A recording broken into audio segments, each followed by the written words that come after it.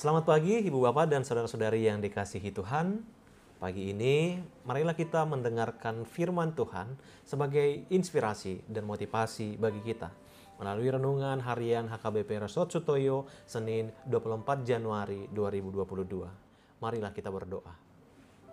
Damai sejahtera Allah yang melampaui segala akal dan pikiran, itulah yang menyertai hati Bapak, Ibu, dan Saudara sekalian. Di dalam Kristus Yesus Tuhan kita. Amin.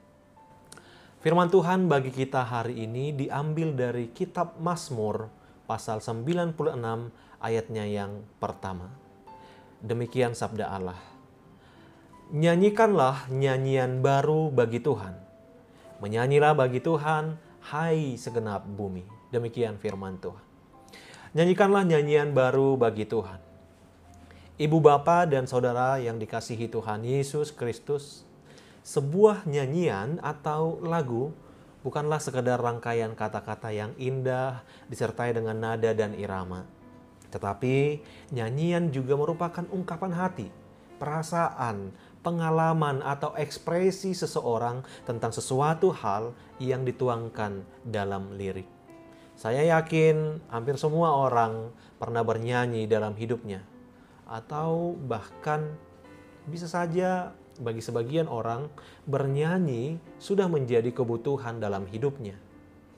Harus kita akui benar bahwa nyanyian dapat menjadikan hidup lebih berwarna dengan alunan nada-nadanya yang bisa mengaduk-aduk perasaan kita. Nyanyian juga dapat menenangkan hati yang gundah. Nyanyian juga dapat menjadi motivasi.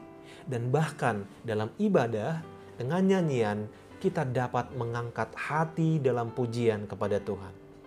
Santo Agustinus berkata, orang yang menyanyi itu berdoa 2 kali.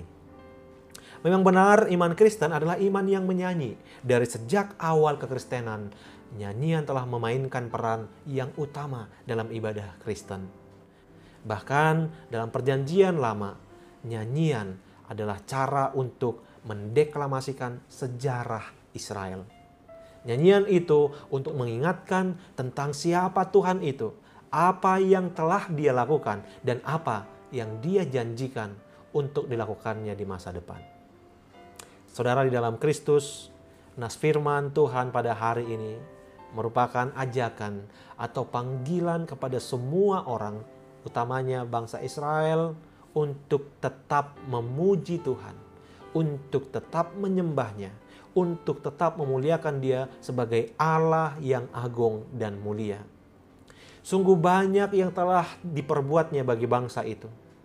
Allah itu telah membebaskan umatnya dari perbudakan, serta menuntunnya dalam perjalanan selama 40 tahun dari Mesir hingga memasuki tanah Kanaan. Allah menjagai umatnya dari ancaman musuh berbagai bangsa.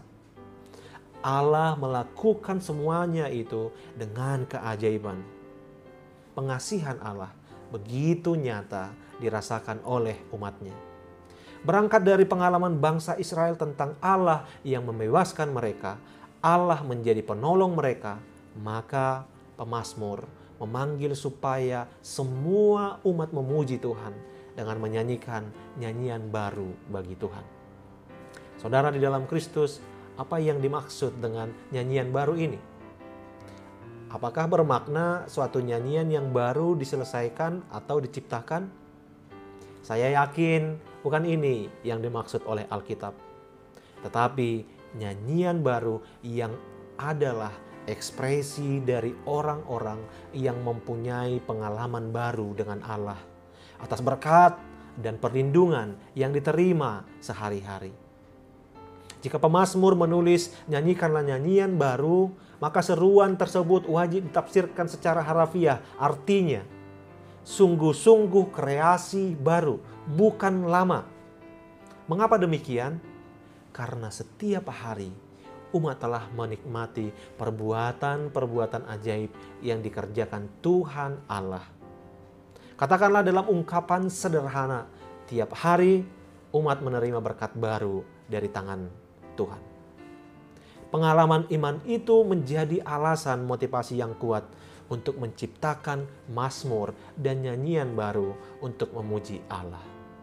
Jemaat Kristus, sehingga teks kita hari ini bukan menugaskan kita untuk menciptakan sebuah lagu baru, karena itu akan sangat sulit kita lakukan, tetapi nyanyian baru itu berisikan ungkapan atau ucapan syukur atas limpahan rahmat-Nya yang tak terhitung jumlahnya.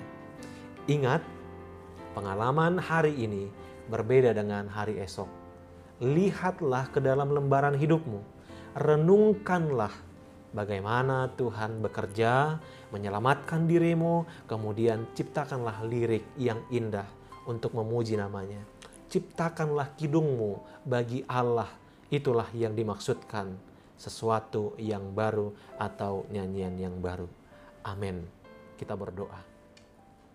Ya Tuhan Allah, terima kasih untuk hari ini.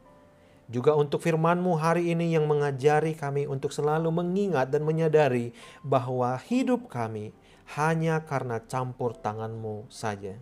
Sehingga kami akan menyampaikan atau menyanyikan pujian baru bagi Allah setiap hari. Amin. Selamat pagi dan selamat beraktivitas Ibu Bapa. Jangan pernah lengah untuk menjaga kesehatan kita dengan melakukan protokol kesehatan. Tuhan Yesus memberkati.